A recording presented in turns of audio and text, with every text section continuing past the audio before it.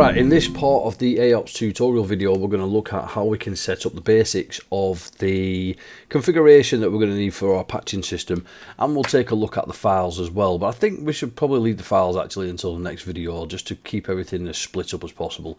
But what we need to do is, when we've got our launcher open like this, we go up to Updates and Patch Builder. And when you click on this, it's going to open up a new application, which is the AOPS Patch Builder application, which is completely separate from Game Launcher Creator v3 application itself. The reason for this is because you can now manage multiple projects and different versions of your software straight from here. So what we need to do is, if this is your first patch build for your launcher, then what you need to do is you simply go up here, click on File and select New Project. Now I'm going to call this Test AOPS Patcher, and our starting version number is going to be 0.1.0, just like what we have in our version text file, which is 0.1 or 0.1.0. So we can click on Create, and it creates us this version inside here. Now, as you can see, it's completely blank, there's nothing in here, which is perfectly normal, because it's a blank patch at the minute. So I'm not going to do the files in this video, but what we're going to do is we're going to take a look at the settings. So the first thing you need to do is go up to Settings and click on Main Settings.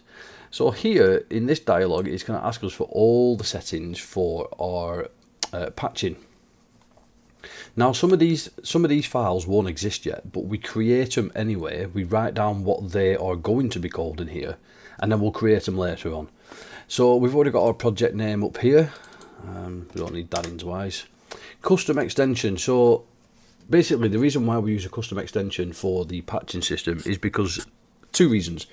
The first one is a lot of servers, web servers, don't like the users downloading particular files, especially executable files and stuff like that. And just sometimes it doesn't have the MIME capability to serve a particular file. Especially if that MIME type isn't registered with the server to be served. So we use a custom extension, and you can use anything in here. We recommend that you don't leave it blank. We do recommend that you use your own extension, and this can be anything. You could call it AOPS, you could call it GLC, you can call it MyFile, whatever you want you can call it. Just give it something.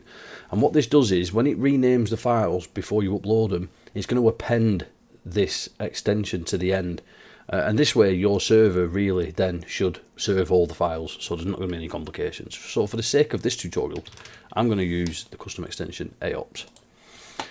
Now the next one is the cache buster type. Now you must make sure that you fill this out. It comes blank by default, and it will revert to default if you don't fill it out, but it's very wise that you do. And you can't just write in default, you've got to use capitalized, so it's got to be default like that. So what is the cache buster type?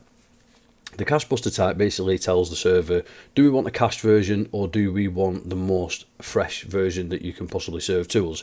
Now, depending on your server setup and how you like things running, the options there, you can use cache busting or no cache busting. So if you have, we don't usually recommend that you use any server-side caching. And the reason for that is because if you forget to flush that cache or refresh the cache, your potential users could still be downloading old files even when there's a new update out. So we always recommend really to use none. But if you're comfortable with your own server-side caching and you're confident that you're going to clear the cache every time you release a new update, then you can just stick to default, that's fine. But for the sake of this tutorial, again, I'm going to stick to none. Now the online patch directory. So basically we're going to create a folder on our test server, which we've got, dannytest.biteboxserver.com, and we're going to create a folder where we're going to store all our patch files in. So in this instance, let's just create it first of all in FileZilla. So this is dannytest.biteboxserver.com. I'm going to create a folder. I'm going to call it game files. So once we've scanned over our files and renamed them, we're going to upload our game files to this folder.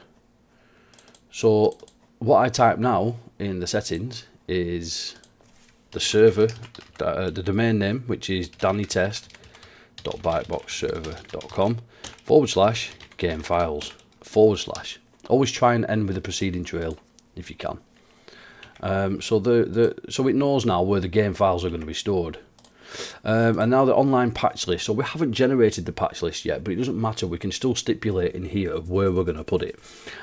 So our patch list is going to go in the root directory here when we upload it. So we can, I know it's hypothetical right now, but it doesn't matter. We know what it's going to be, so we can type it in. So again, it's dannytest.byteboxserver.com patch list. We know that that's where we are going to upload our patch list file to when we're done. And then the patch salt URL. So let's cover what the patch salt is. So basically the salt should ideally be between 16 and 32 characters long, and the salt is basically your own unique little set of characters, random characters, or a password or anything like that, that just makes your patch file unique and your patch files unique. And you know, people often query, you know, what's the purpose of the salt, and the reason for the secret salt is that so nobody can hack your patch system, basically. So, and you can enter anything in here, and again, it does need to be ideally between 16 and 32 characters long. Now, you don't type the actual salt into here. What you do, go to your server, create a new file, and we're going to call it salt. I'm not going to put an extension on it, just going to call it salt, and then I'm going to edit that, and then I'm going to type in some random characters as our little secret salt. So I'm going to call it DannyTest 2K23 bytebox. I'm going to save that. So you go file and save, and then it's noticed that I've edited the file, so it's going to ask us, do we want to upload it back? I'm going to select yes. So now inside there we can test that, because we can, so the name of the file is salt, so we can literally go to dannytest.byteboxserver.com salt, and there you go. You should be able to see it and again read it inside your web browser. This is how you know that it's valid and it's working.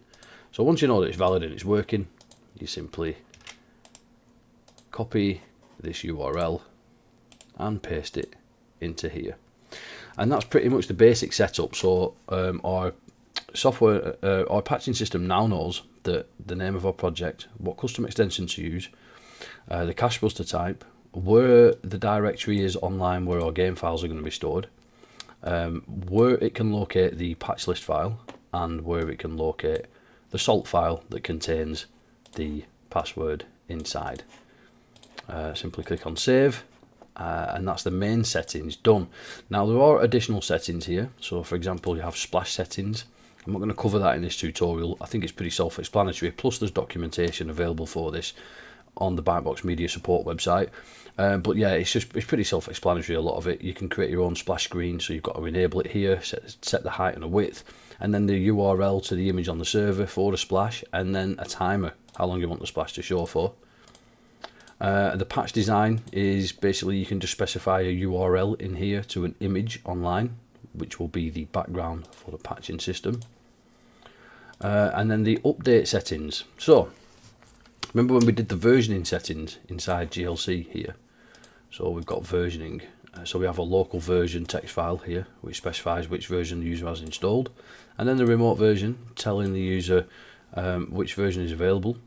GLC doesn't actually update the text file when it's finished patching. You've got to do that from the patcher.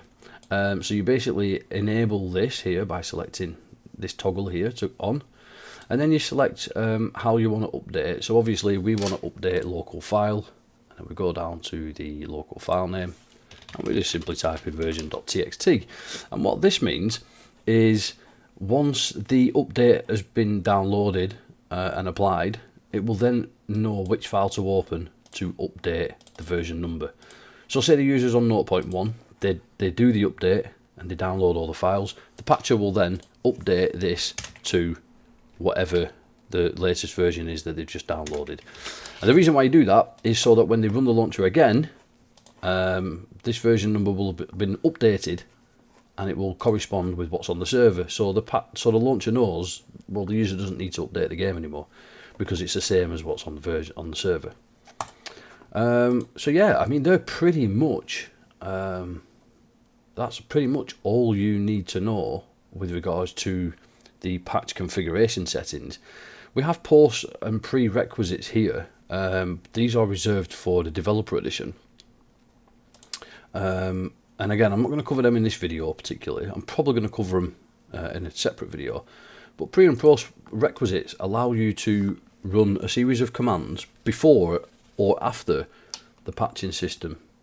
So for example, prerequisites are really good for game developers because, say for example, your game might need the Microsoft Visual C++ runtime.